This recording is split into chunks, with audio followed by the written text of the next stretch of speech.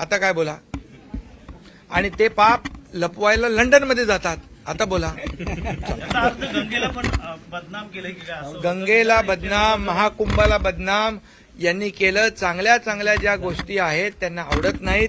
जिथं चांगलं होतंय तिथं त्यांना पोटदुखी सुरू होते, त्या पोटसूळ उठतो, चांगलं करायला येत नाही, चांगलं बघवत नाही. त्यामुळे आम्हाला गद्दार म्हणता. मग या महाराष्ट्रातल्या जनतेने शिवसेनेचे 60 आमदार निवडून दिले. त्या जनतेला काय? तुम्ही जनतेला दोष देता. ही जनता तुम्हाला विधानसभेत तुमची जागा दाखवलेली आहे. आता येणाऱ्या पुढच्या निवडणुकीत तुमचा पार सुपडा साफ करेल. ठाण्यातला पहिला दौरा आहे. उद्धव ठाकरे खास करून ठाण्यामध्ये आता दौरा करणार आहेत. अरे विधानसभेच्या अगोदर पण केला, लोकसभेच्या अगोदर पण ठाण्यात केला. ठाणे हा शिवसेनेचा बाळासाहेबांचा बालेकिल्ला आहे. त्यामुळे ठाण्यातला लोकसभेचा खासदार पण शिवसेनेचा आला. ठाण्यात सगळे शिवसेनेचे महायुतीचेच आमदार निवडून आले. त्यामुळे ठाण्यात येऊ दे, नाही तर आणखी कुठे जाऊ दे,